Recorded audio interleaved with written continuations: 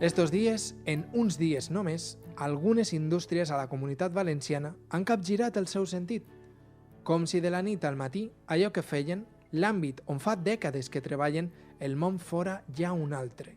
I ho és, clar, però sorprèn la capacitat que pot tindre una fàbrica amb més de 100 treballadors i treballadores per convertir-se al tèxtil sanitari. Primer, perquè ho necessitem tots, però també segon perquè així podrà mantindre eixa fàbrica bona part dels seus llocs de treball, si no tots. I de les moltes que han capgirat eixe sentit d'empresa, despengem el telèfon a l'altura de Bocairent per parlar amb Toni, d'Euromoda. Jo sóc Toni Beneito, sóc gerent de Creaciones Euromoda. Creaciones Euromoda és una empresa que es dedica a fer roba de llit, o sea, textiles para el hogar, ¿vale? En general. ¿Vale? Tenim el fort nostre són les estampacions, perquè tenim digitals d'estampar. Som una empresa pràcticament quasi vertical, que a part de lo que és roba de llit, que són edredons, llençols, fundes nòrdiques, coixins i tal, pues estampem molta tela pel món de la moda. ¿Vale? I la crisi del coronavirus pues, ens ha afectat com a tots, els nostres clients pues, han tancat, ara mateix el mercat ens ha reduït molt, perquè inclús en l'estranger també tenen la mateixa situació, i vam pensar, pues, home, ja que tenim maquinària, tenim lloc i tenim personal, per què no reconvertir-se o per què no col·laborar en la situació actual. I res, i això va ser el primer pas. Ens va ocorrir pues, fer una donació de mascarilles per a l'Ajuntament de Bocairent, per al poble de Bocairent. Van dir, bueno, pues anem a fer mascarilles, i va ser una iniciativa que els treballadors d'Euromoda ho van acceptar superbé, tots voluntàriament van vindre a treballar dies festius i vam començar a fer mascarilles. I des d'ahir fins ara, així estem fent mascarilles. I abans d'entrar en la fàbrica, quina és la imatge de Bocairent? Fes-nos una fotografia del poble. Bueno, pues Bocairent m'imagina que és com en tots els puestos. Quizás en una capital es notarà més, però és que és impressionant, és patètic. És que per el carrer no veus a ningú. És que sents un silenci que te se fiquen els pèls de punta, perquè sempre estàs acostumbrat pues, a ruïdos dels cotxes, a sol o altre, tal, i ara, però és que arribes a les 9 de la nit i és que pareix que siga un poble fantasma. O sea, és preocupant. Entonces, pues claro, estem tots inquiets, damunt fiques la televisió i les notícies que no hi ha ninguna bona. És una cosa que no hem viscut mai, és una experiència nova. És algo que segurament ens canviarà una forma de vida diferent després. No sabem si millor o pitjor, però segur que diferent. Com pot ser que una indústria com Euromoda es capgirara cap a la fabricació de mascaretes? Així, d'un dia per a l'altre, com ho fareu? No, pues va ser molt senzill, perquè a més és que les dates són significatives. El dia Sant Josep era dijous, era festiu, jo estava en casa i pues, com estàs en casa pues, penses més, vas sempre més enllà de lo normal. No? I vaig pensar que nosaltres tenim una empresa textil que jo creia que hauríem de fer alguna cosa, de que la situació, no sols en Espanya, sinó en tot el món, era una situació excepcional i molt complicada. I jo sóc una persona prou inquieta i dic, tenim que fer alguna cosa.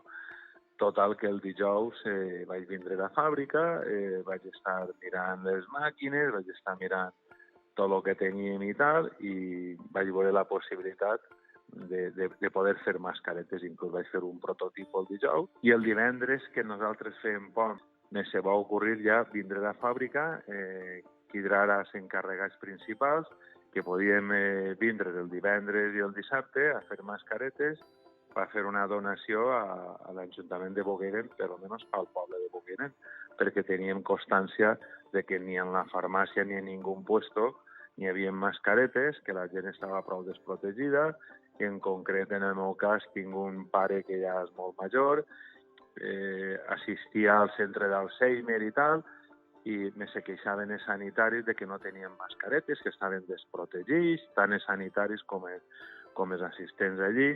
Entonces vaig parlar amb tots els treballadors d'ací de fàbrica i van fer mascaretes que van donar a l'Ajuntament de Bocairent, després em van donar a l'hospital d'on tenien també, em van donar a l'hospital d'Alcoi, en fi, van fer una sèrie de donacions mentre van poder arribar. I a partir d'ahir, pues, tirant del filet, pues, han vingut altres coses i tot, i ara estem fent mascaretes per conselleria. Ara serviu a la Generalitat. Com va sorgir aquest contacte amb indústria o sanitat? Pues va ser a través de ATEVAL, de l'Associació de Textil Valenciana, tenim de la Vall d'Albaida. En fi, ATEVAL té constància de grans empreses, d'empreses en capacitat. Clar, nosaltres som una empresa pues, que tenim prou mà d'obra, tenim molta maquinària i tenim capacitat per fer aquestes coses i moltes més. Entonces, pues, ATEVAL es va ficar en contacte amb nosaltres dient que Conselleria ha tingut una iniciativa de que fèrem unes quantes empreses una quantitat prou important de mascaretes, que si teníem capacitat, que si estàvem en disposició de fer mascaretes i tal, i nosaltres vam comentar que sí, que en Castelldefels ja n'havien fet de forma completament desinteressat, però que sí, que per la part nostra no hi hauria ningú problema, que ens semblava que era una bona mesura, i si al mateix temps aprofitava pues, perquè la nostra plantilla pogués aguantar aquests moments de crisi, encantats. I en aquests moments pues, ara estem immersos en una producció ja prou important. Quina és la situació actual de la plantilla? Què penseu fer d'ara endavant? Com és el ritme? Bueno, la plantilla d'Euromoda és que és molt gran, som alrededor de 100 persones. En aquests moments, el que és el personal de confecció està íntegrament en plena producció. Hem establit per aquesta setmana ja turnos, o sigui, ahir anem al 100% tot al voltant de les mascaretes. Hi ha altres seccions, com són les seccions desacabats i estampació, que no és aixina, perquè clar, els nostres clients s'han tancat, el transport no és molt bo entre països, en exportació també ens han anul·lat molts pedidos, inclús alguns clients els envien la mercancia i després els diuen que ja pagaran quan tinguin que pagar. Entonces, clar, aproximadament jo crec que estarem ara a un 60% de funcionament de l'empresa, que en la que està caent ja està bé, el donem per satisfets.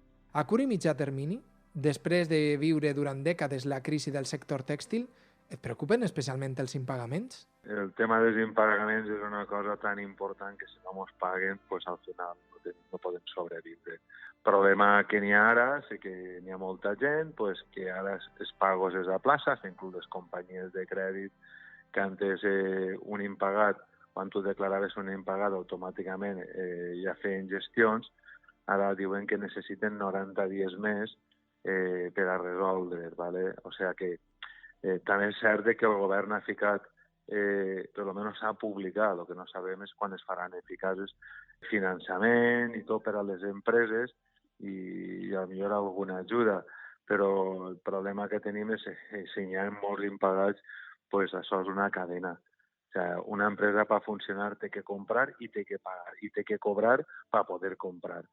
Entonces, si esa cadena no funciona, es imposible, pero ni este ni ningún negocio para funcionar. Es imprescindible que nos tengan que pagar para nosotros comprar y poder pagar.